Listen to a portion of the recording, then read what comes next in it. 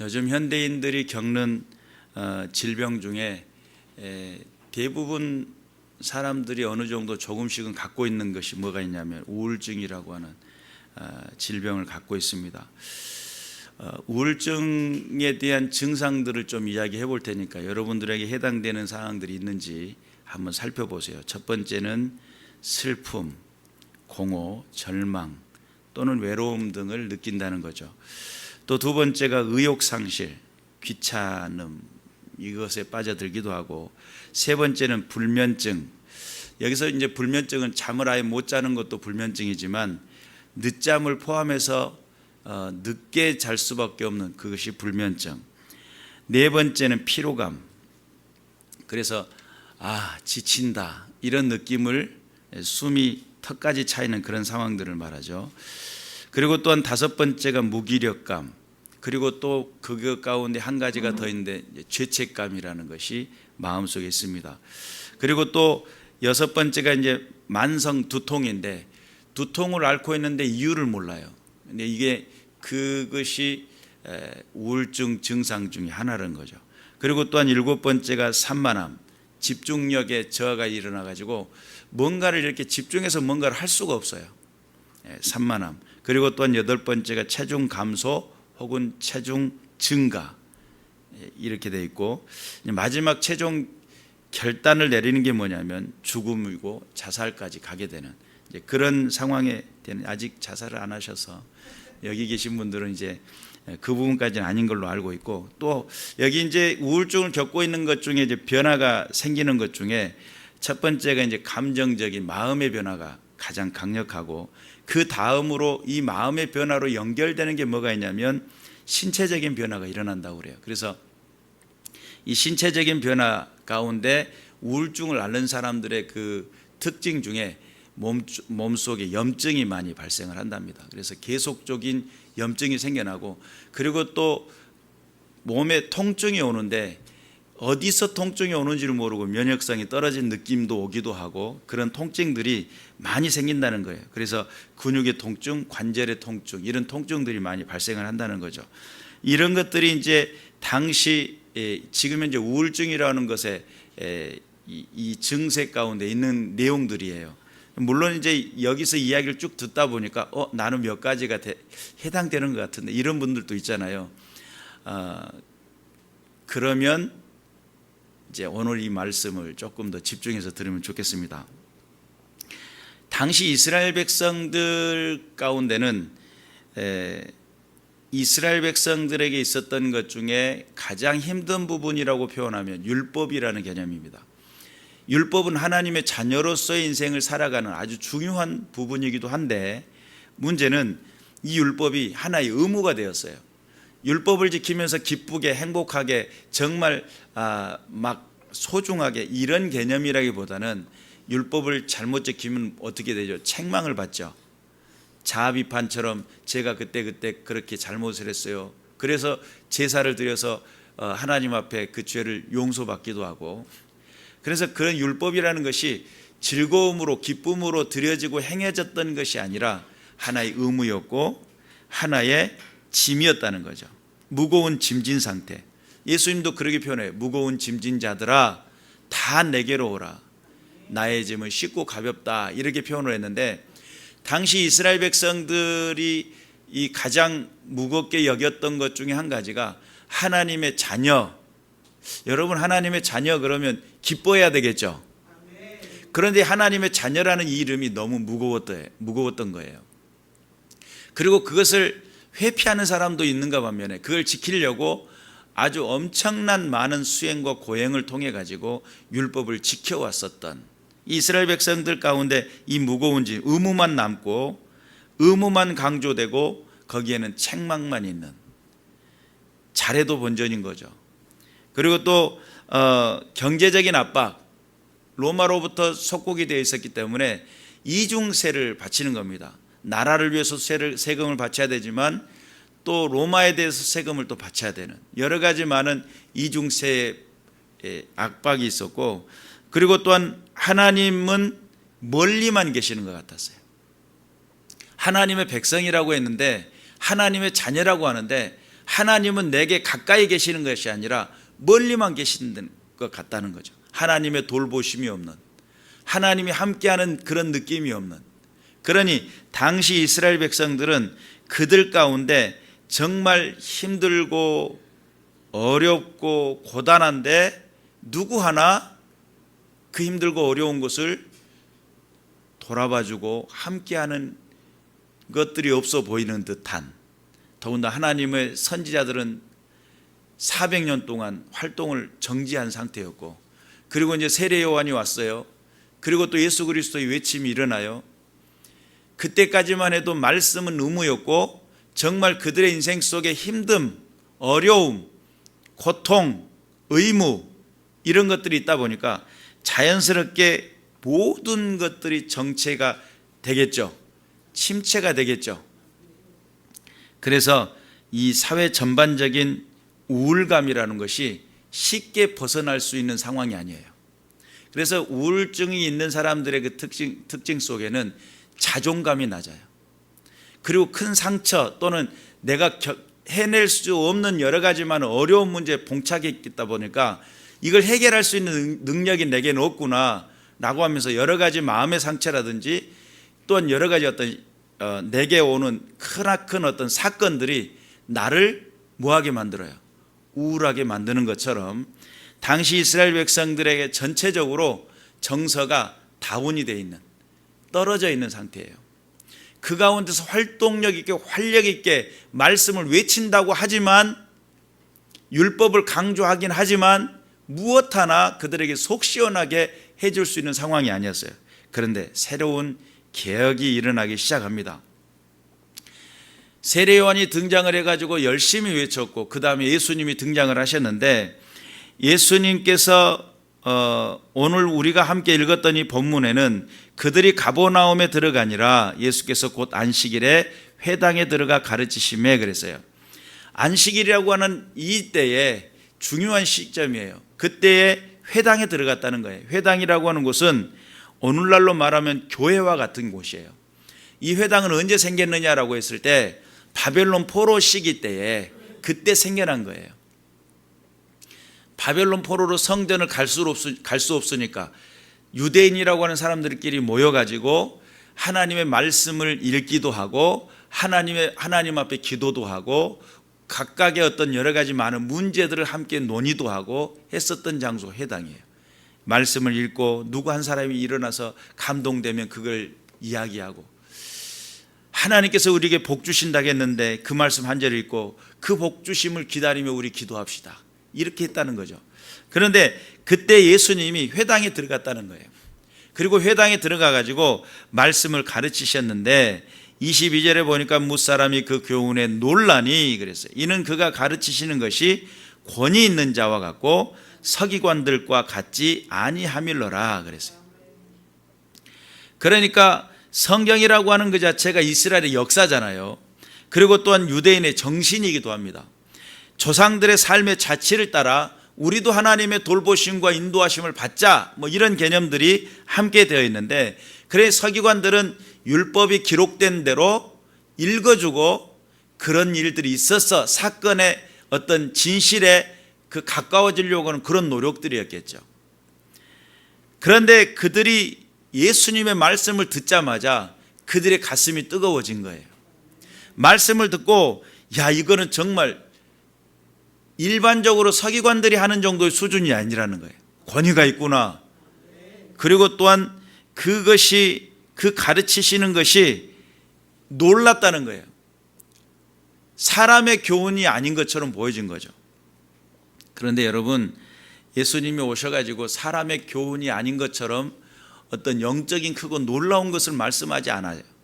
예수님의 말씀은 땅의 비유, 사람들의 삶의 비유. 야, 내가 땅의 것을 이야기하는데도 못 알아먹는데 어떻게 하늘의 것을 이야기하겠느냐. 그러면서 이 땅에서 오셔가지고 우리에게 지극히 평범하고도 알아들을 만한 이야기를 통해서 하나님 나라를 소개하는 겁니다. 믿으시길 바랍니다. 그래서 이제 제가 성경의 전반적인 내용을 딱 토대로 해가지고 예수님의 그 새로운 교훈, 새 교훈이라고 하는 이 새로운 역사가 어떤 개념과 기준으로 되었을까? 어떤 것일까라고 생각을 해보니까 대충 그런 것인 것 같아요. 예수님이 오셔가지고 율법의 허점을 지적합니다. 여러분도 잘 알다시피 고르반이라고 하나님 앞에 예물을 드리기만 하면 뭐라고 그래요? 내 부모를 공경하라라고 하는, 이걸 안 지켜도 된다고 그랬잖아요. 이것이 당시 유대 사회 속에 자연스럽게 행해지던 거예요. 이 불효막심한 놈들이 된 거죠. 쉽게 말하면 하나님을 섬긴다는 기준으로 자기 자신의 부모를 업신여겨도 되는 그런 개념이 된 겁니다. 그들이 사람의 교훈을 통해서 하나님의 율법을 고쳐나가는 것들을 지적하기 시작해요. 그러니 이게 엄청 놀랄 일이죠. 그 누구도 율법, 그들이 이야기하고 있는 그 테두리를 지적질 당해본 적이 없어요. 왜요? 제사장이 법이니까. 그들이 율법이라고 정해놓은, 율례라고 정해놓은 것들이 법이니까. 그 누구도 토를 다는 사람이 없었어요. 잘못 토 달았다가 어떻게 돼요? 토 나오도록 맞을 수가 있어요. 그리고 쫓겨나는 거예요. 그래서 당시 율법의 허점들을 지적하기 시작했고, 또 예수님 오셔가지고 공생의 첫 시작 즈음에 무엇을 하냐면 성전 청소를 합니다. 누구도 건드리지 못했던 그 아성, 제사장이 군림하고 있는 그 성전, 그 누구도 건드리지 못했던 그곳에 가가지고 상을 다 엎어버려요. 그러니 사람들이 얼마나 예수의 그 행적에 대해서, 예수님이 하시고 계신 그것들에 대해서 관심이 없으시겠어요? 누구도 건드리지 못했어요. 단 한 사람도 이것 참 마음으로만 너무 심하다, 너무 폭리가 심하다, 대략 한 19배 정도 착취가 일어나고 있었으니까 18.45배인가 뭐 이래요. 그러니까 19배 정도가 착취가 일어났어요. 환전해 주는 것, 그리고 또한 거기서 양이나 소를 사야 되는 이런 것들을, 흠없는 것들을 사서 드려야 되니까 보편적으로 그런 19배 착취가 일어나는 걸 보면서 마음속에 어떤 생각이 일어나겠어요? 해도 너무 심하다. 근데 이거 입으로 말할 수 있어요? 했다가는 성전 발도 못 디디니까. 그러니까 속으로만. 근데 예수님이 일어나고 상을 엎어버린 거예요. 엄청난 사건이죠. 그리고 또한 안식일에 대한 해석이 재해석을 일어납니다. 안식일의 주인은 인자다, 이렇게 이야기를 하면서 내 백성이, 내 자녀가 쉬지 못하고 있다는 거예요. 내 백성이 정말 쉼을 통해 회복이 일어나야 되는데 정말 율법의 그 짐을 가지고 그들은 엘리베이터 버튼 하나도 못 눌렀어요. 왜냐하면 안식일에 일을 하지 말라고 하니까 그것도 일이잖아요. 그리고 정해놨어요. 딱 돌 하나 지점 정해놓고 몇 킬로 반경 못 떠나요. 떠나면 일이 되니까. 그것도 어느 정도 떠나는 것이 일이냐 해가지고 서로 상의해가지고 그래도 이 정도까지는 봐줍시다, 서로 상의를 한 거예요. 그러니까 그것이 하나의 의무가 되어버리고 안식일이 하나님 앞에 하나님이 주신 그 놀라운 세상 창조에 대한 그 감격과 감동을 하며 하나님이 하셨음을 고백하고 은혜가 되는, 기쁨이 되는, 감동이 되는 시간들이 되고 회복이 되는 시간이 돼야 되는데, 그 안식일에 그들은 의무를 지고 있었고 짐짝 같은 것을 지고 있었고 자녀의 이름이라고 하는 엄청난 것들을 하고 있었으니까 얼마나 괴로웠겠어요. 그들을 향해서 안식일에 대한 재해석을 합니다. 내 자녀가 지금 질병에 덫에 걸려 고통 중에 있구나. 손 마른 자를 향해서 내 손을 펴라는 거예요. 앉은 명 일어나라는 거예요. 눈을 뜨라는 거예요. 그리고 회복하라는 거예요. 자유와 해방을 선포해 주셨어요. 그러니 이게 보통 교훈이겠습니까? 사람들이 막 눈이 그랑코도 이게 뜨고 있는지 감고 있는지 모를 정도 조그만 단쪽거리만한 눈들이 막 더 커져가지고 오 주여 막 이런 상황들이 된 겁니다.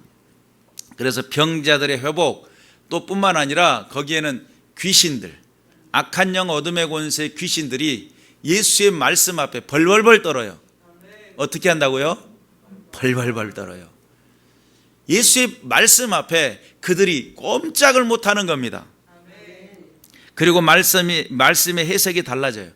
그 사람들은 당시 하나님 나라, 하나님의 나라는 이스라엘 나라라고 생각을 했어요. 이 땅에서의 축복이라고 생각했어요. 구약 자체가 땅을 얻는 거잖아요. 출애굽을 하고 가나안 땅을 얻는 거예요. 땅을 얻는 것이 축복으로 알았고, 거기에 거처하고 이 땅에 존재하고 있는 것이 은혜로 알았어요. 하나님의 축복으로 알았어요. 그리고 그 땅에서 번성하고 모든 사람들, 모든 나라 앞에서 강대해지는 것이 축복인 줄 알았어요. 근데 예수님 오셔가지고 하나님 나라를 재해석하기 시작하는 거예요. 야, 이제는 하나님 나라는 여기 있다, 저기 있다가 아니다. 어디에 있다? 내 마음속에 있느니라. 너 하나님 나라가 네 마음속에 없으면 너는 하나님 나라 갈 수 없어. 이런 개념하고 똑같아요. 여러분 안에 아주 여러 가지 많은 사건들로 울게줄게 이 마음속에 여러 가지 많은 사건들로 여러분의 마음속에 평안이 없다고 한다면 예수님이 여러분 마음속에 계시는지 살펴봐야 돼요.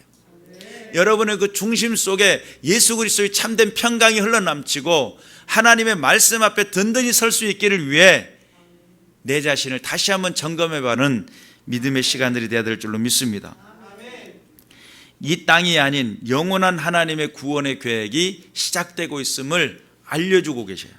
그러니 당시 사람들이 서기관들은 기껏해야 다윗의 이야기, 또한 기껏해야 느헤미야가 어쨌다는 둥, 에레미야가 어쨌다는 둥, 에스겔이 어쨌다는 둥, 이런 정도의 수준의 사건의 이야기들의 전달이었을 것이고, 다윗이 그 흥왕했던 것처럼 우리도 기도해서 그 시대를 꿈꿉시다, 이 정도 수준이지 않았겠어요? 예수님 오셔가지고 완벽하게 허점들, 모든 잘못된 것들을 고치기 시작하는 거예요. 그리고 명확하게 선을 그읍니다. 하나님 나라는 여기 있다 저기 있다가 아니다. 영원한 하나님 나라, 그곳을 향해 가자. 내가 먼저 가게 될 것인데 두려워하지 말라, 근심하지도 말라. 하나님을 믿으니 또 나를 믿으라. 그리고 영원한 하나님 나라에 대한 재해석을 시작합니다. 여러분, 이 땅에서 내가 잘 살고 내 가정이 잘 되고 내 자녀가 잘 되고 이런 복도 받으시기를 주님 이름으로 축원해요. 그런데 이것이 전부가 아닌 것을 아시기를 주님 이름으로 축원합니다. 대부분의 많은 사람들이 거기에서만 머물러서 기도하잖아요. 그러면 세상 종교에 달을 게 없습니다.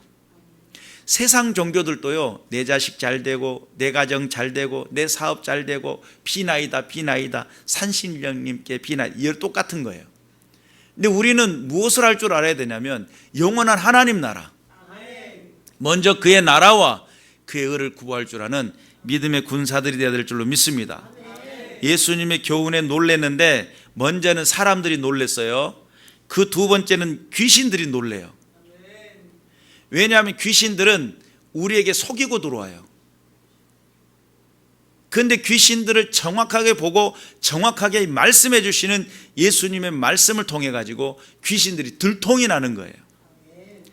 귀신들은 우리에게 틈을 타는 겁니다. 악한 영 어둠의 권세는 우리에게 틈 타 가지고 내가 그것을 인식하지 못하도록 나를 속여 가지고 하나님의 뜻을 거스르게 만들어요. 그런데 예수님의 말씀을 전하는 순간 이게 죄라고 하는 것들이 전에는 내가 감춰져 있어서 몰랐어요. 그런데 예수님 말씀이 딱 듣고 나니까 감춰진 게 점점 보여지기 시작해요. 들통나기 시작하는 거예요.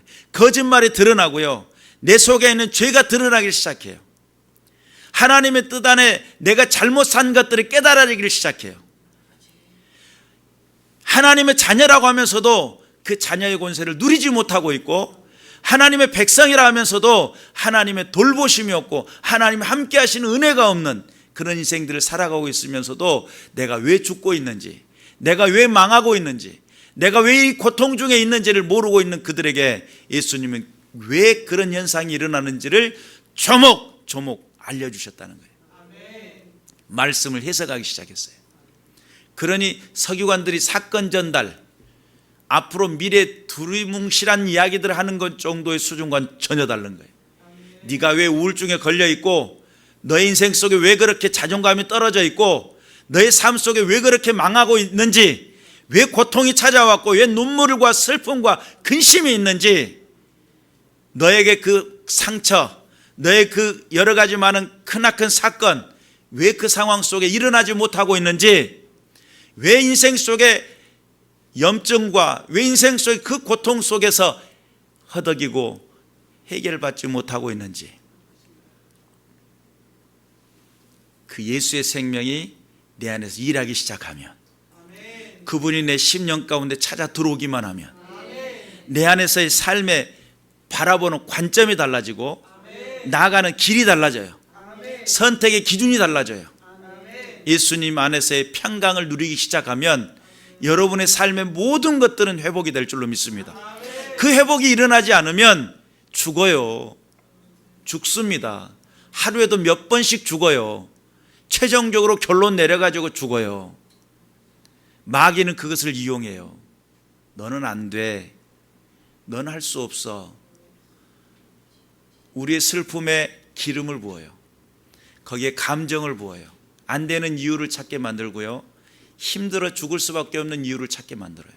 그리고 세상 흘러가는 노래를 들으며 울게 만들어요. 여러분 깨달으시길 바랍니다. 여러분 하나님의 자녀잖아요. 하나님의 자녀잖아요. 하나님이 내 아버지 아니에요? 그분 안에 살 소망이 없어요? 그분이 내 인생에 찾아오셔서 나를 살게 만들지 못하셨나요? 왜 나는 혼자 울고 있고, 왜 나는 혼자 괴로워하고 있고, 왜 나는 왜 이렇게 고통 중에, 슬픔 중에, 괴로움 중에 누구도 도움을 받지 못하는 것 같고, 외로움에 지쳐서 숨이 목끝까지 차고 넘쳐나면서 힘들다 그러고 있냐 이 말이에요. 예수님 오셔가지고 그 이유에 대해서 알려주셔요. 그랬더니 내 안에서 일하고 있는 죄가 드러나기 시작하는 거예요. 나를 찾고 좌절과 낭만과 고통과 슬픔과 괴로움으로 내 인생 속에 빠져들 수밖에 없었던 것들이 드러나기 시작하는 거예요. 이게 단순한 문제가 아니구나. 약한 영 어둠의 권세의 역사였구나. 알기 시작한 거예요. 내가 이 시각이 시작했어요. 내가 이대로 있다간 죽겠구나. 예수의 말씀을 듣는 순간 마음속에 각성이 일어나요. 예수 그리스도의 말씀을 듣는 순간 내가 왜 이 자리에 슬픔과 고통과 괴로움과 이 상황 속에 왜 우리 인생이, 왜 우리 이 민족이, 왜 이 모든 상황이 이 고통 중에서 허덕일 수밖에 없는 이유를 알기 시작한 거예요. 악한 영 어둠의 권세는 본인이 속이고 들어왔는데 들통이 나잖아요. 도무지 거기서 견딜 수가 없습니다. 그래서 오늘 이 본문의 말씀은 마침 그들의 회당에 더러운 귀신 들린 사람이 있어 소리질러 이르되, 소리 지르는 거예요. 나사렛 예수여, 우리가 당신과 무슨 상관이 있나이까? 우리를 멸하러 왔나이까? 나는 당신이 누구인 줄을 아노니 하나님의 거룩한 자니이다. 하나님의 거룩한 자라는 것을 알았어요. 왜냐하면 단순한 문제가 아니에요. 우리 인생에 겪고 있는 것들이 사람의 일 같고 내 일 같고 내가 고통당하고 있고 나만의 어떤 슬픔과 괴로움인 줄 알았어요. 근데 거기에는 작용하는 죄가 있다는 거예요. 불순종의 아들들 가운데 역사하는 악한 영 어둠의 권세가 있다는 거예요. 그는 공중 권세를 장악하고 있고 하나님의 영원한 말씀이 들려지지 못하도록 우리를 속이고 있다는 거예요. 말씀이 살아 움직이는, 말씀이 생명이 되어 내 삶의 기준이 되는, 선택의 기준이 되는 그런 삶의 자리로 우리를 부르고 계시는 말씀이 들려지시기를 주님으로 축원합니다. 내 속에 외치는 외침, 나 이렇게 살면 안 되겠구나, 이대로 살면 안 되겠구나, 그런 해답이 일어나야 돼요. 말씀 앞에 내가 순종해야 되겠구나, 내가 찬송하며 살아야 되겠구나, 내 안에서의 기도를 통해 감사가 일어나야 되겠구나, 기쁨이 일어나야 되겠구나. 이건 하나님의 명령이에요. 기뻐하라는 거예요. 명령입니다. 그런데 우리는 이 기쁨이 내 삶을 주도하지 못하도록 만들어버리는 이유를 찾고 있다는 거, 이게 죄인 줄 아세요? 이게 죄란 말이에요. 내 자존감을 떨어뜨리고 내 아픔을 가중시키고 내 슬픔의 이유를 찾는 이것이 계속 반복하잖아요. 결국은 어디까지 이르러요? 사망에 이르러요. 여러분의 마음속에 입술이 달라지기를 주님의 이름으로 축원합니다. 언어의 선택이 달라지시기를 주님의 이름으로 축원합니다. 하나님 살아계심을 고백하시기를 주님의 이름으로 축원합니다. 하나님의 역사하심을 기대하며 하나님 도와주세요. 오늘 또 주의 손을 요청하고 오늘 또 주의 도우심을 바라는 것은 내가 연약함 때문입니다. 하나님 앞에 깨어 있어서 주님의 영광을 드러내는 믿음의 군사들 되시길 바랍니다. 예수님 말씀하십니다. 예수께서 꾸짖어 이르시되 잠잠하고 그 사람에게서 나오라 하시니 그랬어요. 영적 권위가 있죠. 하나님의 복음에서 율법의 지침이 아닌 의무에서 아닌 하나님을 사랑하는 데서부터 시작을 합니다. 여러분의 삶이 사랑함을 통해서 살아나게 돼 있어요. 그래서 하나님 앞에 깨어 있으시길 바라고 꾸짖어 명했더니 26절에 더러운 귀신이 그 사람에게서 경련을 일으키고 큰 소리를 지르며 나오는지라. 귀신은 우리에게 찾아 들어올 때요 조용히 들어옵니다. 들어오는지도 모르게 들어와요. 그리고 내 인생의 생각을 변화시키고 내 삶의 질을 바꿔나가요. 그것이 좋으면 좋은데 점점 나빠지는 질로 바꿔나가요. 나쁜 삶의 형태로 바꿔나가요. 하나님 앞에 순종하는 개념이 아닌 불순종하는 자세와 태도를 만들어요. 흘기는 눈을 만들고요, 삐죽거리는 입술을 만들어요. 그리고 계속적으로 내 마음속에 가중시키는 거예요. 무엇을요? 죄를 향해 달려나가도록. 그리고 하나님은 안 계시는 것만 같게 만들어요. 하나님의 도우심이 없는 삶의 자리로 자꾸 나를 몰아가요. 그리고 그 가운데서 나에게 속이고 들어왔기 때문에요, 내 삶의 모든 일부 가운데서 조용하게 일합니다. 그런데 들통이 나면 어떤 현상이 일어나요? 소리를 지르고 경련을 일으켜요. 이대로는 못 가 그래요. 예전에 전설 따라 삼천리 전설의 고향에서 네 다리 네 날을 어찌나 내가 놀래가지고 무서워서 입을 뒤집어 쓰고 안 들린다 이러면서 봤는데, 무서운데 왜 보고 있었는지 모르겠어요. 근데 그 악한 영 어둠의 권세는 우리를 무섭게 만들어요. 경련을 일으켜요. 죽을 것 같이 만들어요. 그리고 소리를 지르고 떠나가요. 그 모습을 보고 다 놀라 서로 물어 이르되 이는 어찌미냐 권위 있는 새 교훈이로다. 더러운 귀신들에게 명한즉 순종하는도다. 예수의 소문이 곧 온 갈릴리 사방에 퍼지더라. 놀라운 역사죠. 여러분, 하나님을 믿습니까? 여러분의 삶에 하나님은 얼마나 계셔요? 여러분의 삶의 기쁨의 이유가 되십니까? 여러분의 삶을 얼마만큼 하나님 앞에 드리고 있고 그분과 얼마만큼 소통하고 계세요? 여러분의 통증이 또는 여러분의 그 아픔이, 여러분의 그 괴로움이, 여러분의 그 힘듦이 그 주님을 기억하지 못하도록 만들고 있지는 않습니까? 주님과 더불어 함께하는 것이, 감내하는 것이, 여러분 고통이라는 것은 이 땅에 내가 육신을 입고 있는 동안에 피할 수가 없습니다. 손톱 밑에 비점만 들어도 아픈데요, 내 사건 조그마한 문제가 일어나도 힘든데요, 그런데요 그럼에도 불구하고 살 수 있는 비결은 하나님이 나와 함께 계신다는 그 기쁨, 내 인생 속에 그분과 더불어 함께 일한다는 그 소망, 이것이 여러분 안에서 이유가 되시길 바랍니다. 그런데 여러분, 그것보다 더 크게 보여지는 세상의 것들이 자꾸 무엇을 못하게 만드냐면 주 예수 그리스도의 그 살아계심, 예수의 생명이 일하지 못하도록 만들어요. 그 영원한 생명이 여러분 안에서 일하실 수 있도록, 그 영원한 생명이 여러분의 인생 속에 선택이 될 수 있도록, 그 영원한 생명이 여러분 안에서의 삶의 활력이 되고 힘이 될 수 있기를 주님의 이름으로 축원합니다. 근데 이 부분들을 잘 모르면 자꾸 헷갈려요. 그리고 뭐가 더 크게 보여요? 문제가 더 크게 보이고 상황이 더 크게 보여요. 그래서 우리의 상황을 한계를 뛰어넘는, 내 한계를 뛰어넘는 그런 믿음인들이 고백될 수 있도록 깨어서 기도하시길 주님의 이름으로 축원합니다. 그래서 예수님 오셔가지고 새 교훈을 말씀하셨는데, 오늘날 저와 여러분이 살고 있는 이 세대의 우울증이라고 하는 거, 당신은 어땠겠어요? 사회 전반적으로 땅에 떨어져 있는 상황인데, 개인적으로 여러분의 가정과 사업과 또 여러분의 모든 삶의 모든 것들이 다 다운돼 가지고 이게 지친다, 힘들다 이러고 있을지 모르겠어요. 그런데 여러분, 기억해야 될 것은 그분의 우리의 기쁨입니다. 그분은 우리의 기쁨이 되십니다. 그분은 우리의 삶의 이유가 되십니다. 그분 안에서의 생명이 회복되시길 바랍니다. 그러면요, 여러분, 길거리에 있는 거지들도요, 여기에 뭔가 하나라도 있어야 다른 사람이 지나가면서 줘요. 이게 동냥을 하는 것도 그래요.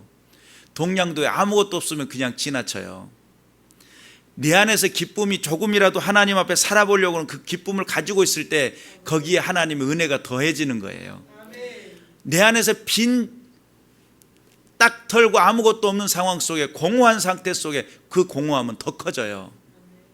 여러분의 삶이 하나님의 은혜를 갈망하시기를, 하나님의 기쁨을 소망하시기를, 하나님의 말씀을 더욱더 갈망하시기를. 그래서 하나님의 말씀 앞에 든든히 서시는 믿음의 군사들 되시길 바라고, 악한 영 어둠의 권세가 역사하지 못하도록, 틈타지 못하도록, 그리고 여러분이 이미 틈타 있을지라도 말씀이 살아있어서 역사하시면 더 이상 여러분을 괴롭히지 못합니다. 하나님 살아계시죠? 지금도 역사하시죠? 믿고 순종하며 도전하시길 바랍니다. 기도하며 승리하시길 바랍니다. 기도하겠습니다.